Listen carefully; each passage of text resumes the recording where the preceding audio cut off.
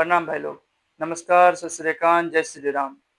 आज का जो हमारा लेक्चर है वह भारतीय भूगोल का है और उसमें भी भारत की सीमाएं से पढ़ेंगे। भारत की सीमाएं से जितने भी क्वेश्चंस हैं उन सभी को देखेंगे, ठीक है। और एक दो बात है कि क्वेश्चन जो मैं ला रहा हूं उसमें से 80% क्वेश्चन पूछे गए हैं, 20% क्वेश्चन मैंने खुद से बनाए हैं जो मुझे लगता है कि बीपीएससी आगे पूछ सकता है, उस पे मैंने बेस करके बनाया है, ठीक है। तो आप इस वीडियो को देखिए अच्छे से, ठीक है। देखो, पहला सवाल है, भारत की स्थलीय सीमा की कुल लंबाई क्या है? बीपीएससी का सवाल पूछा गया है। देखो, बीपीएससी का सवाल मतलब बीपीएससी टीचर में नहीं पूछा गया है, क्योंकि 3 ही एग्जाम हुए हैं, उसमें से हम लोग जानते हैं क्या क्या पूछा गया है, ठीक है। पूछा कहाँ गया है तो बीपीएससी सिविल का एग्जाम होता है, उसमें ये सवाल पूछा गया है, स्थलीय सीमा की कुल लंबाई, ठीक है। मैं बता दूंगा अभी कैसे पूछा है, उस सवाल को कैसे घुमाया है। आप पहले इस सवाल को बनाओ, भारत की स्थलीय सीमा, भारत की स्थलीय सीमा की कुल लंबाई क्या है, आपका ये सवाल है, ठीक है। 15,200 kilometre, 15,106 kilometre, 18,007 kilometre. All of these मतलब ए बी सी तीनों होगा, और नन ऑफ दीज मतलब इनमें से कोई नहीं, यानी इन सभी में से कोई नहीं है स्थलीय सीमा की कुल लंबाई, ठीक है। तो आपको आंसर देना है, ठीक है। हर सवाल पे मैं आपको 10 सेकंड दूंगा, ठीक है। 10 सेकंड मैं देख रहा हूं, आप ऑप्शन टिक लगा लो, ठीक है। कॉपी लेके बैठो, कम से कम जब भी बनाओ तो कॉपी लेके ही बैठो। सवाल मोस्ट इंपोर्टेंट, बहुत ज्यादा ही बेहतरीन सवाल है, ठीक है। स्थलीय सीमा की कुल लंबाई, देखो स्थलीय सीमा की कुल लंबाई है 15,200 किलोमीटर। ये कैसे है सर, तो मैं ये भी बताता हूँ। ये एनसीईआरटी बेस्ड है, ठीक है। एनसीईआरटी के अनुसार जो है, अकॉर्डिंग टू एनसीईआरटी, एनसीईआरटी के अनुसार 15,200 किलोमीटर स्थलीय सीमा की कुल लंबाई। भारत की स्थलीय सीमा की कुल लंबाई क्या है? 15,200 किलोमीटर, ठीक है। गृह मंत्रालय ने एक रिपोर्ट निकाली है, ठीक है। गृह मंत्रालय के रिपोर्ट के अनुसार, गृह मंत्रालय के रिपोर्ट के अनुसार, देखो गृह मंत्रालय के रिपोर्ट के अनुसार 15,106 किलोमीटर, 15,106 किलोमीटर जो है भारत की स्थलीय सीमा की कुल लंबाई है। यह गृह मंत्रालय की रिपोर्ट है और एनसीईआरटी के अकॉर्डिंग 15,200 किलोमीटर है। हम लोग दोनों याद रखेंगे, क्यों? क्योंकि देखो, सवाल में अगर पूछा ऐसे कि भारत की स्थलीय सीमा की कुल लंबाई क्या है, तो 15,200 किलोमीटर होगा, एकदम सही है, ठीक है। लेकिन अगर वहां पे पूछ दे भारत की स्थलीय सीमा गृह मंत्रालय के रिपोर्ट के अनुसार क्या होगी, तो 15,106 किलोमीटर हो जाएगा। समझ गए? तो इस तरीके के सवाल बनेंगे आपके। पहला सवाल ये हो गया, ठीक है। चलिए हम लोग दूसरे सवाल की ओर बढ़ते हैं।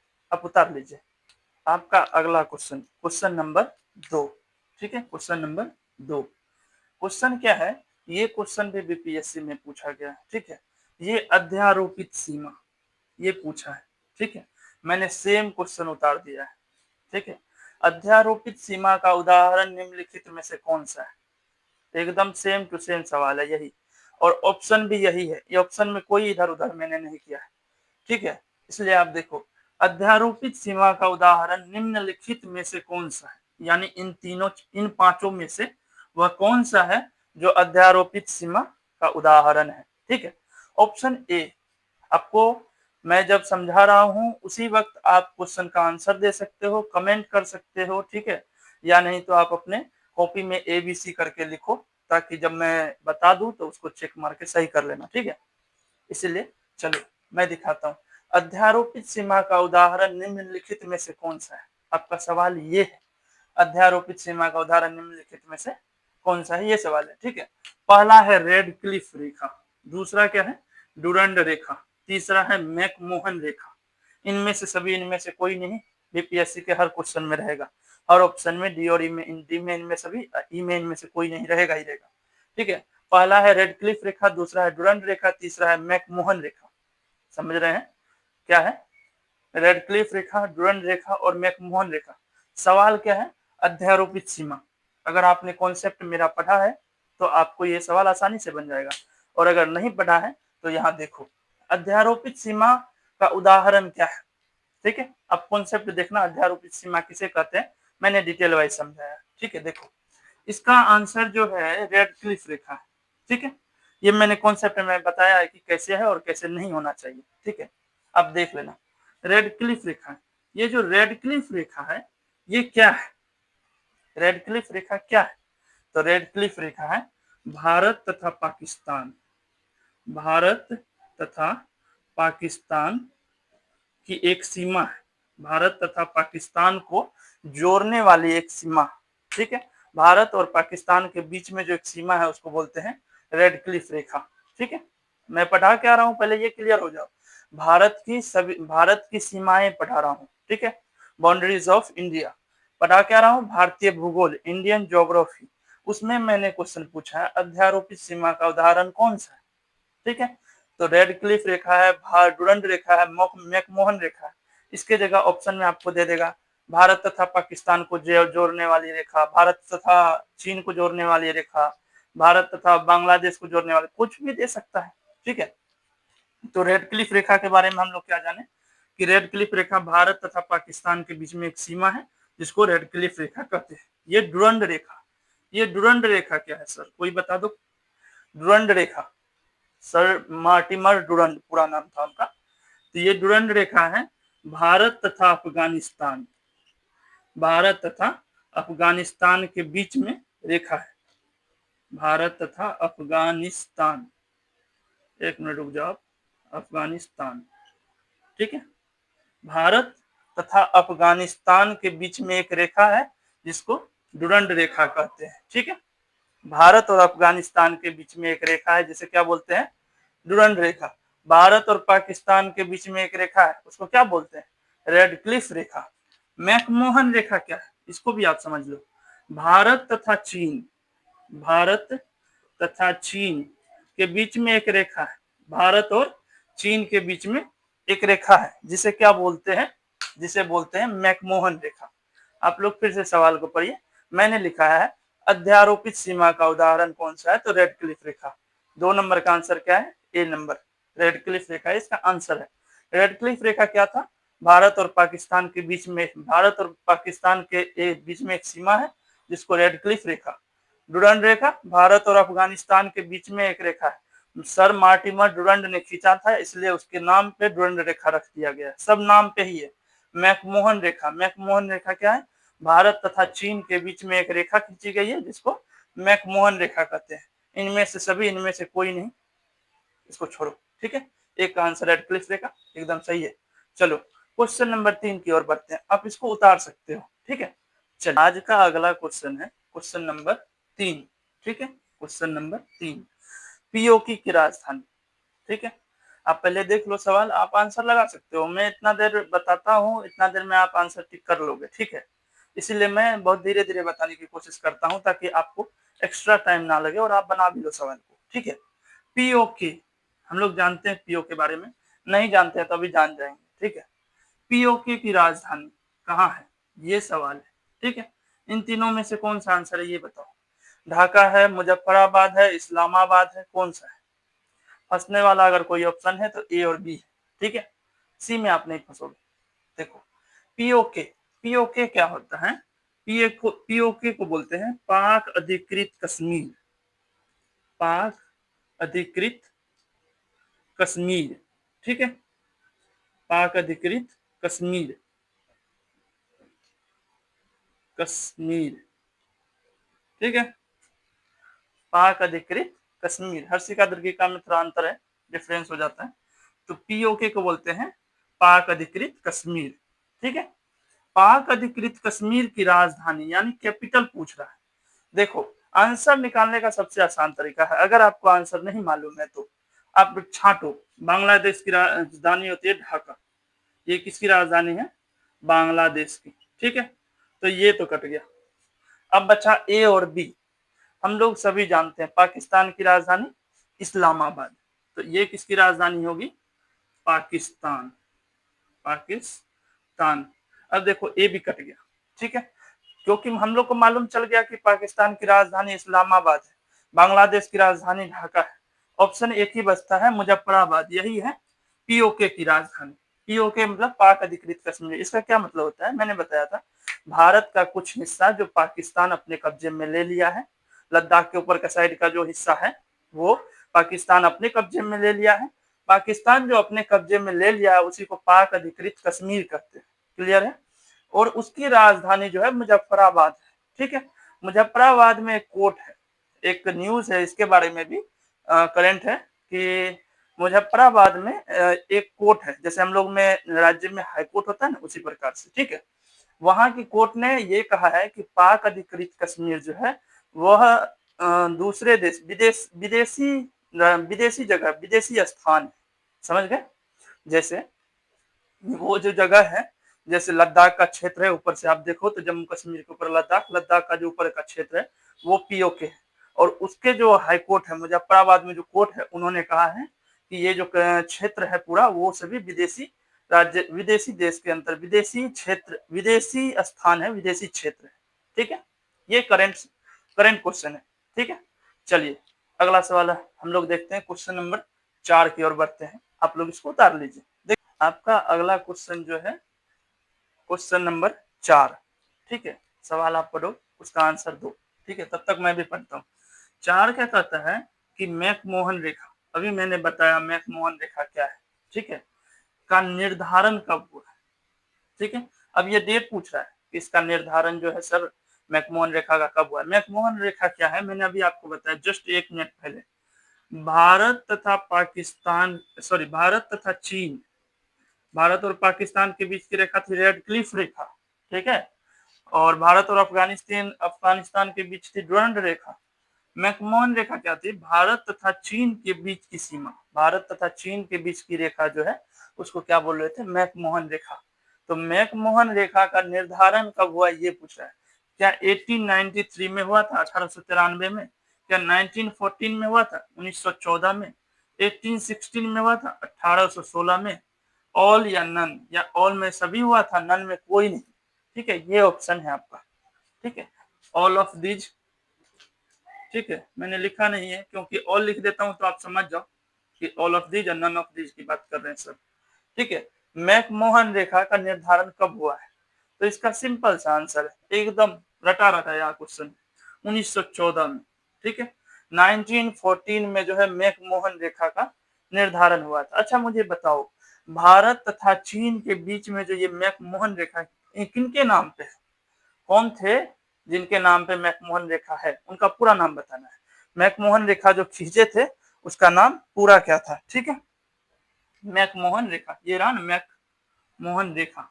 ठीक है? ये किनके नाम पे, यानी उनका जो वह जो महोदय थे उनका पूरा नाम क्या था ये पूछ रहा हूं मैं। ठीक है? ये जो मैकमोहन थे इनका पूरा नाम क्या था ये पूछ रहा हूं। तो ये आपसे अगर पूछ ले तो आप बोलिएगा sir Henry, sir Henry McMahon इनका पूरा नाम था। ठीक है? इन्हीं की उपस्थिति में, यानी सर हेनरी मैकमोहन की उपस्थिति में भारत और पाकिस्तान के बीच में एक रेखा खींची गई जिसका नाम मैकमोहन रेखा दिया गया। ठीक है? कब दिया था? 1914 में, 1914 में भारत और चीन के बीच में जो सीमा खींची थी सर हेनरी मैकमोहन की उपस्थिति में, जिसका नाम मैकमोहन रेखा पड़ा। ठीक है? ये 1893, मैं बता देता हूं अभी, इससे भी एक क्वेश्चन पूछा गया है। ठीक है?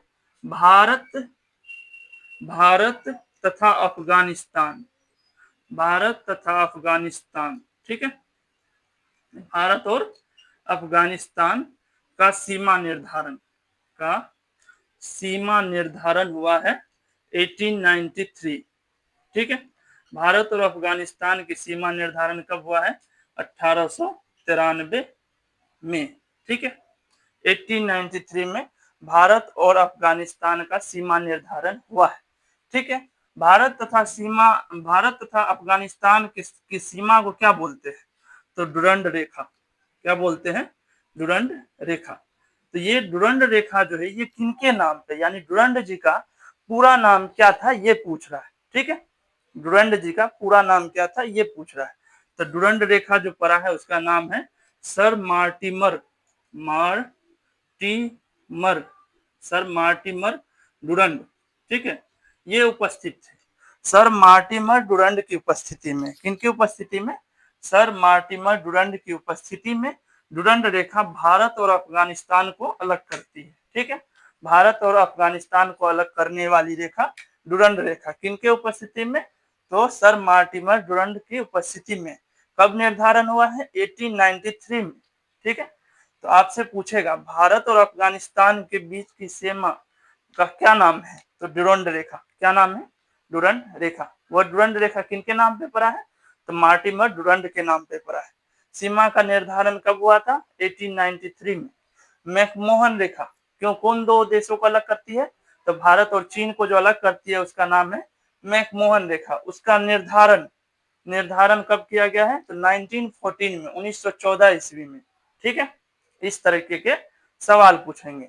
भारत और पाकिस्तान दोनों को अलग करने वाली रेखा, तो आप बोलिएगा रेड क्लिफ रेखा। भारत और पाकिस्तान को दो रेखाएं अलग करती है, सॉरी, भारत और पाकिस्तान को बीच से अलग करने वाली रेखा का नाम आपसे पूछेगा, तो रेड क्लिफ रेखा। रेड क्लिफ रेखा कब भारत और पाकिस्तान को अलग करती है, यानी भारत और पाकिस्तान के बीच में एक रेखा खींची गई है जिसका नाम रेड क्लिफ रेखा। अध्यारोपित का उदाहरण कौन सा है?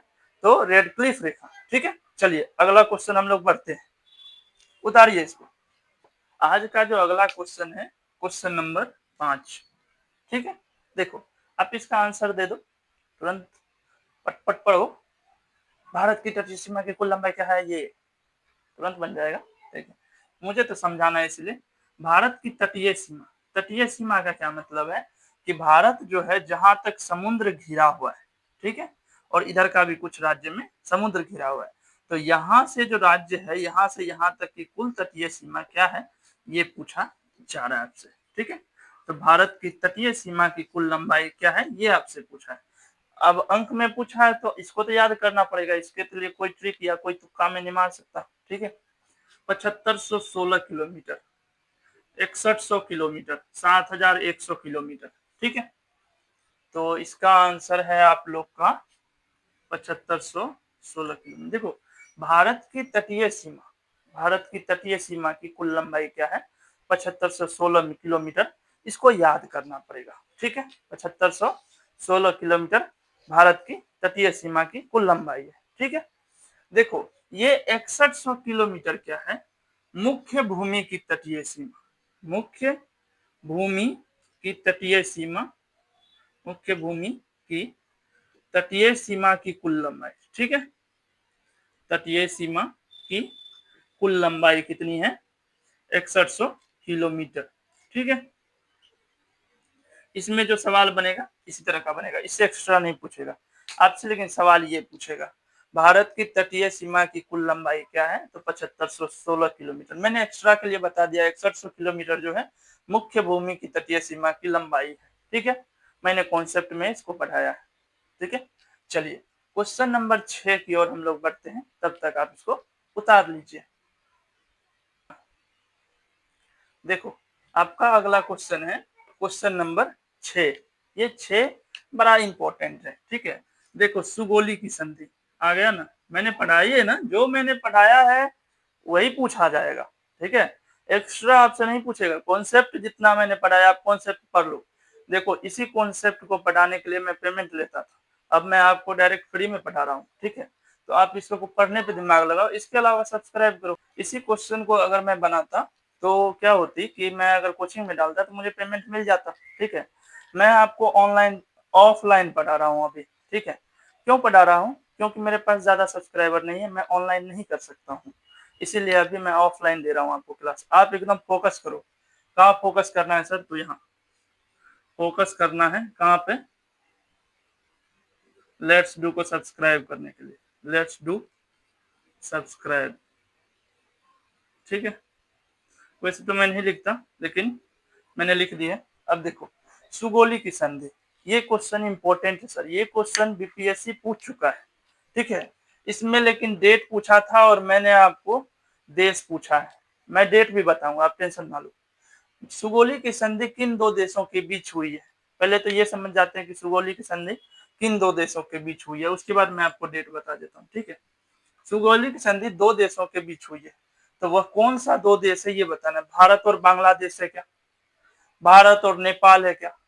भारत और पाकिस्तान है क्या? देखो भारत और बांग्लादेश और भारत और पाकिस्तान, इन दोनों के बीच जो है सीमा का निर्धारण हुआ है। ठीक है, भारत और पाकिस्तान के बीच में भी सीमा का निर्धारण हुआ है और भारत और बांग्लादेश के बीच में भी सीमा का निर्धारण हुआ है। ठीक है, जबकि भारत और नेपाल, कौन सा दो देश है, भारत और नेपाल, इन दोनों के बीच जो है सुगोली की संधि हुई थी।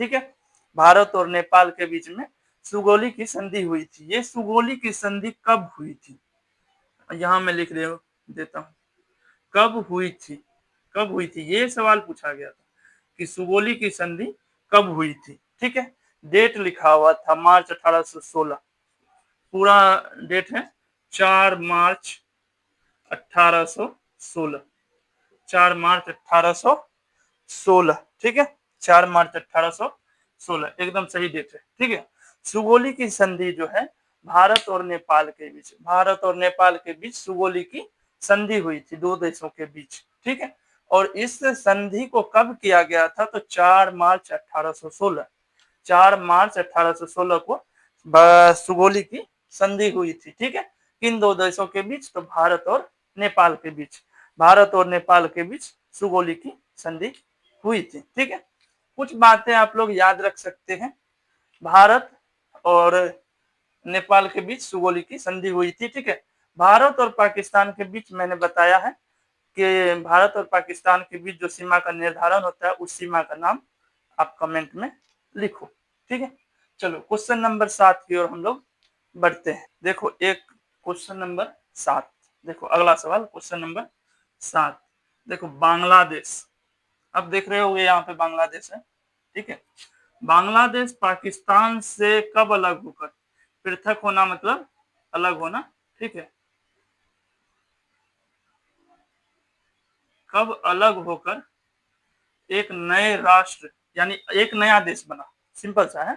बांग्लादेश जो है पाकिस्तान से कब अलग होकर एक नया देश बनाया गया है, ये सवाल पूछ रहा है। ठीक है, उसी को मैंने लिखा है, बांग्लादेश पाकिस्तान से कब पृथक होकर एक नया राष्ट्र बना, राष्ट्र बोलो देश बोलो एक ही बात है।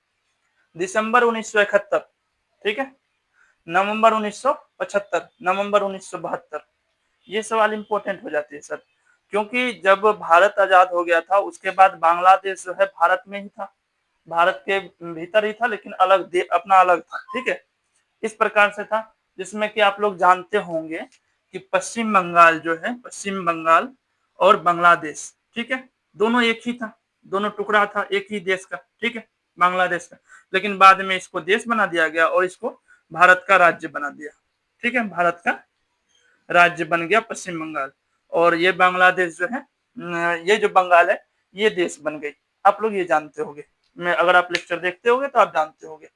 बांग्लादेश पाकिस्तान पाकिस्तान से पृथक हुआ, वो डेट पूछ रहा है कि दिसंबर 1971, नवंबर 1975, नवंबर 1972, नवंबर 1975 और दिसंबर 1971, ये सवाल पूछ रहा है आपसे। ठीक है, कि भारत बांग्लादेश जो है पाकिस्तान से कब पृथक हुआ है, ये आपसे पूछा है। इसका सिंपल सा आंसर है, दिसंबर 1971 को जो है बांग्लादेश पाकिस्तान से अलग होकर एक नया राष्ट्र का निर्माण करता है।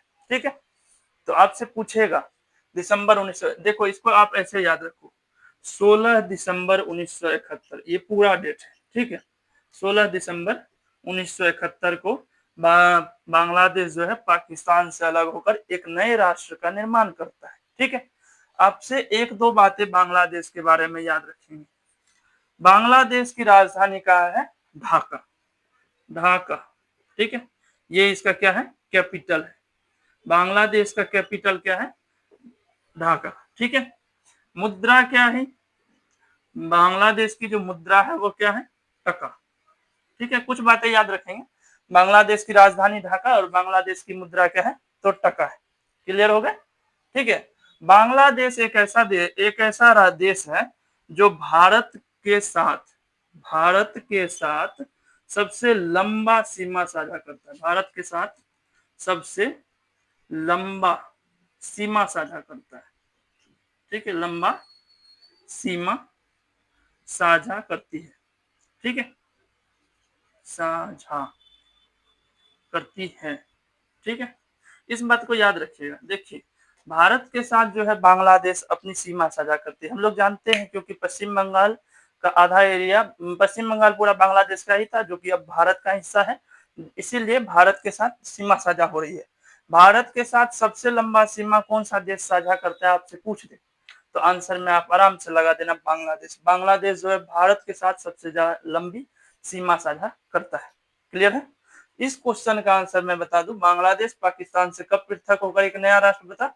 16 दिसंबर 1971। देखो मैंने लिखा है 16 दिसंबर 1971 को भारत जो है बांग्लादेश से अलग होकर एक नया राष्ट्र, सॉरी, पाकिस्तान से अलग होकर एक नया राष्ट्र बांग्लादेश बना 16 दिसंबर 1971 को। ठीक है, चलिए अगले क्वेश्चन की ओर हम लोग बढ़ते हैं।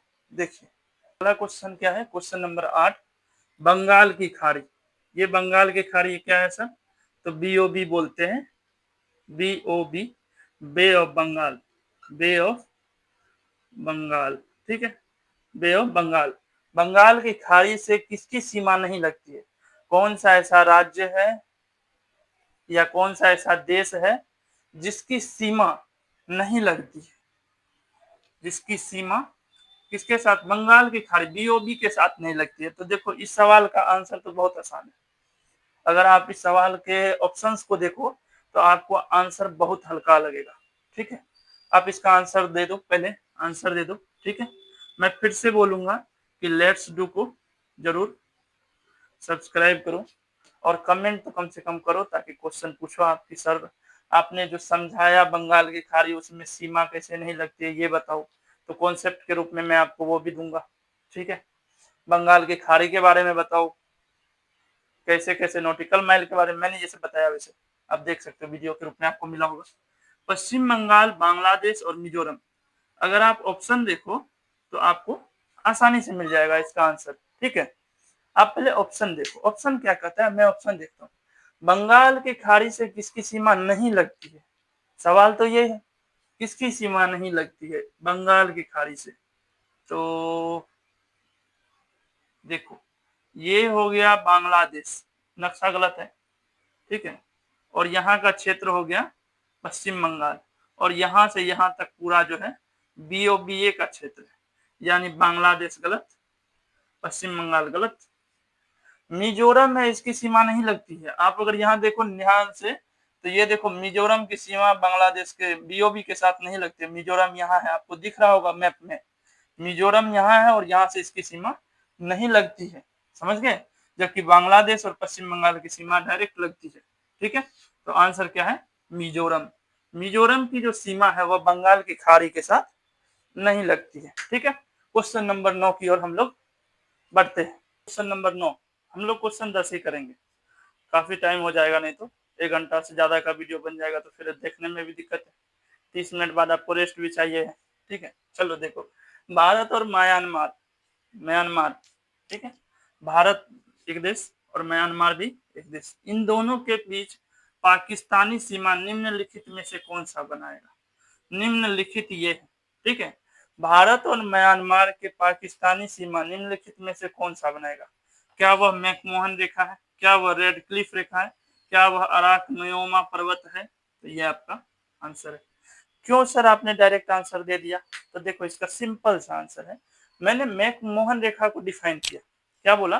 कि भारत और चीन को चीन की सीमा निर्धारित करती है, आप जान गए। रेड क्लिफ रेखा मैंने बोला कि भारत और पाकिस्तान को अलग करती है, आप जान गए। अब ABCDE नहीं है तो बचा कौन? तो सर ए, आंसर ए होगा। क्लियर सा था, इसलिए मैंने डायरेक्ट कर दिया। देखो भारत और म्यांमार के बीच पाकिस्तानी सीमा जो है अराक नियोमा पर्वत बनाती है। ठीक है, आप म्यांमार के बारे में क्या जानते हो? तो भारत के बारे में हम लोग पहले क्या जानते हैं, ये भी तो हो सकता है। भारत की राजधानी नई दिल्ली, भारत की राजधानी नई दिल्ली, ठीक है, न्यू दिल्ली। और म्यांमार की राजधानी नेपिटो, नेपिटो, टो या डो है, ठीक है, नेपिटो, नेपिटो। म्यांमार की राजधानी क्या है?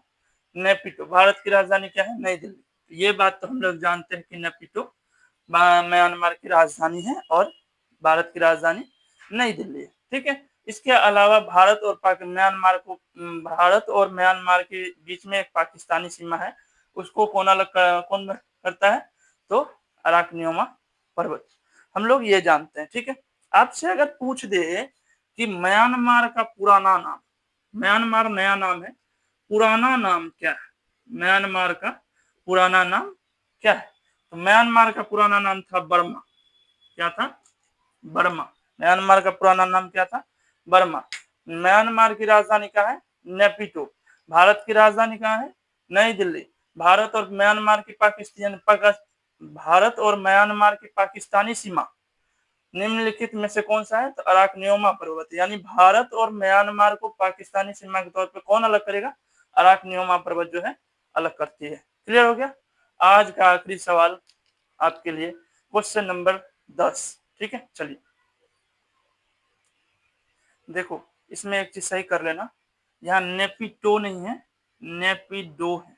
ठीक है, नेपिडो।